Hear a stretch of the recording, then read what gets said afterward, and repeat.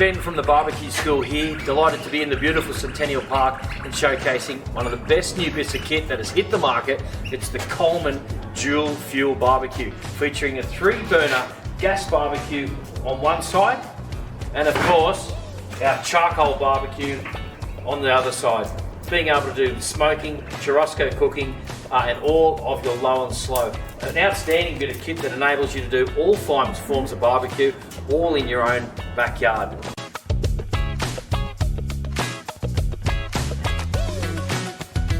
Today I want to show you how easy it is to light your fuel, being able to ignite our charcoal because we have this gas ignition.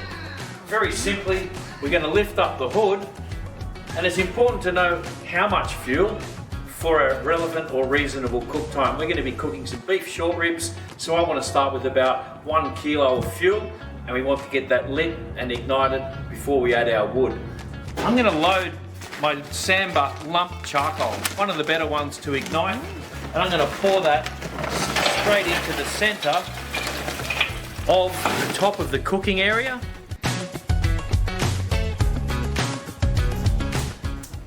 As you can see, turning the knob and of course engaging our element, our flame, it instantly will ignite and it will get our charcoal lit.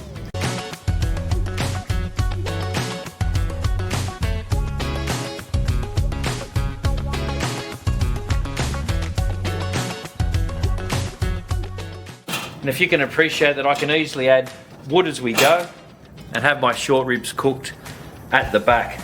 Why is this effective? It's very easy to light the charcoal. It's very easy to develop more flavour if we need to enhance some of the temperature.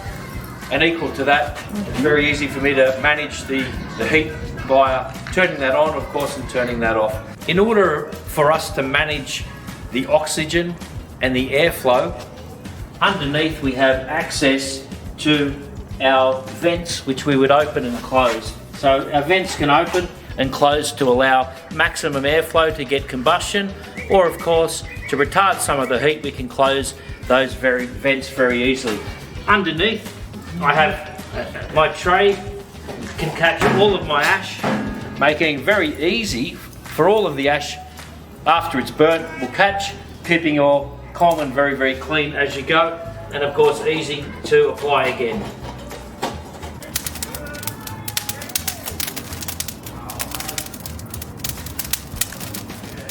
So let's get smoking. You've seen that I've added about 1 kilo of our lump charcoal. We've used our ignition switch with our gas to light the charcoal, and I think it's ready for us to add the wood. Come and have a look. You can see that my charcoal is now nice and to temperature. I'm going to add wood so that we can generate that beautiful smoky flavour before we add our beef short ribs.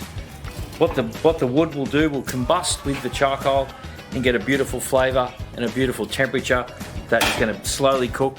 We've rubbed those with an SPG spice rub from the Fuego brand. What we want to do is put these on bone side down, away from the direct part of the heat, and allow those to cook really slowly and getting that beautiful flavour. Next, we want to close our hood to maximise the temperature and flavour that we can develop within that environment, allowing the smoke to swirl around the short ribs, creating a beautiful texture, amazing bark, and a beautiful finished product. So now you've seen our short ribs on our charcoal side of the barbecue.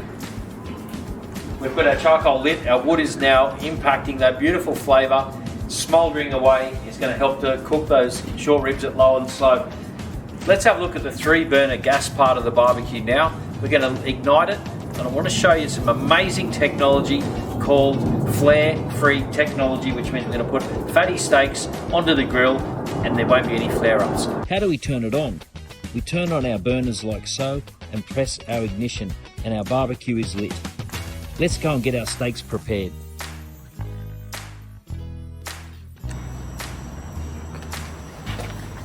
Now that our barbecue's to temperature, we can get busy cooking these beautiful Bass Strait beef sirloins. I'm going to open up the hood, and just remember you can turn that temperature down to about 3/4 before you get cooking.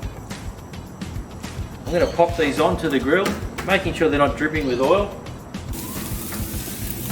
What you're looking for when cooking a steak is to have that nice caramelisation temperature. We will leave that steak to cook for about 1.5 to 2 minutes before we move it. What's happening at the moment is that it's sealing to lock in juices in order that we capture all the beautiful flavours and moisture. We don't want to move that around too much.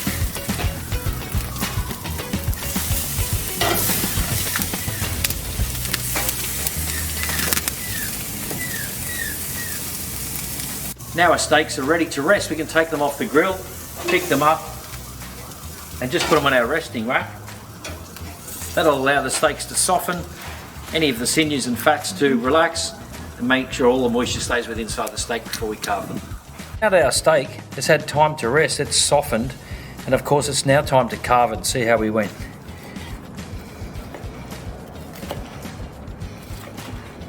We should be seeing that beautiful pink medium rare colour, and certainly no blood moisture rushing out onto our board.